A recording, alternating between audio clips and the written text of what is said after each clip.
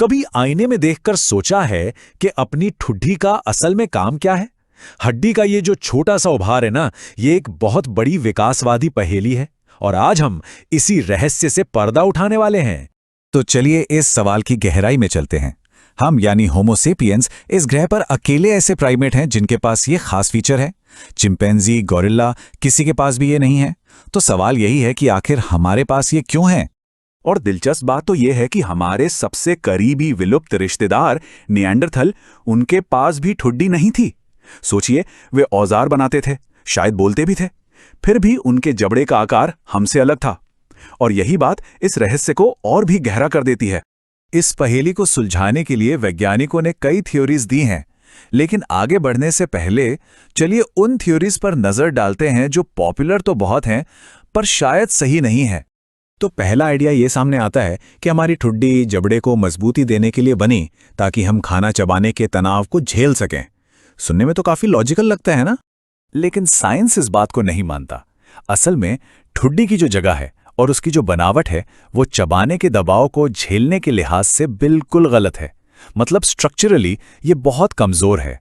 तो ये थ्योरी यहीं खारिज हो जाती है। तो फिर दूसरी थ्योरी क्या है? शायद हमारे बोलने की कॉम्प्लेक्स क्षमता।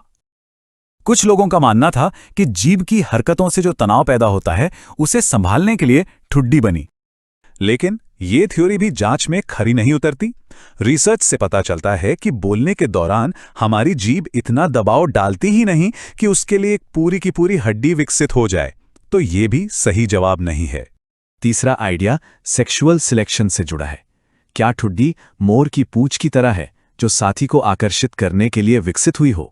इस थ्योरी के साथ एक बहुत बड़ी प्रॉब्लम है।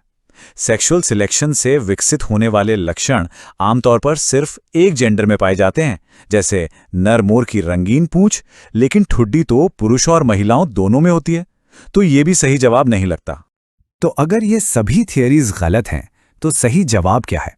इसका जवाब हमें एक बिल्कुल ही अलग फील्ड से मिलता है, आर्किटेक्चर यानी वास्तुकला से। ये सुराग हमें वास्तुकला के एक कॉन्सेप्ट से मिलता है जिसे स्पैंड्रेल कहते हैं। स्पैंड्रेल उस खाली जगह को कहते हैं जो किसी और चीज को बनाने के दौरान अपने आप बन जाती है, जैसे दो मेहराबों के बीच की ये तिकोनी जगह। इसका कोई खास मकसद नहीं होता, ये बस एक साइड इफेक्ट है। इसे समझने के लिए सीढ़ी का उदाहरण लेते हैं। मान लीजिए आप एक सीढ़ी बनाना चाहते हैं। जब आप सीढ़ी बनाते हैं तो उसके नीचे अपने आप एक तिकोनी खाली जगह बन जाती है ना? आपने उस जगह को बनाने का इरादा नहीं किया था, वो तो बस सीढ़ी बनाने की प्रक्रिया में बन गई। वो जगह एक स्पैंड्रेल है। तो इस स्पैंड्रेल का हमारी ठुड्डी से क्या लेना देना है? नया सिद्धांत यही है कि हमारी ठुड्डी भी एक विकासवादी स्पैंड्रेल है। चलिए देखते हैं कि ये कैसे काम करता है। लाखों सालों के विकास के दौरान इंसानों का चेहरा हमारे पूर्वजों की तुलना में छोटा और कम बाहर की ओर निकला हुआ हो गया। हमारे दांत छोटे हो गए और हमारा पूरा चेहरा सिकुड़कर खोपड़ी के नीचे आ गया। और यहीं पर पहेली का हल छिपा है। जब हमारा बाकी चेहरा तो अंदर की तरफ सिकुड़ गया, लेकिन हमारे जबड़े का निचला हिस्सा उतनी तेजी से नहीं सिकुड़ा। इस असमान बदलाव की वजह से हड्डी का एक छोटा सा हिस्सा बाहर निकला रह गया और वही हमारी ठुड्डी है। PLOS ONE जर्नल में छपी एक स्टडी इस बात की पुष्टि करती है। उनका कहना है कि ठुड्डी किसी खास मकसद के लिए नहीं चुनी गई थी, बल्कि ये खोपड़ी के दूसरे हिस्सों में हुए बदलावों का एक नतीजा है। ये इस आइडिया को शानदार ढंग से दिखाता है।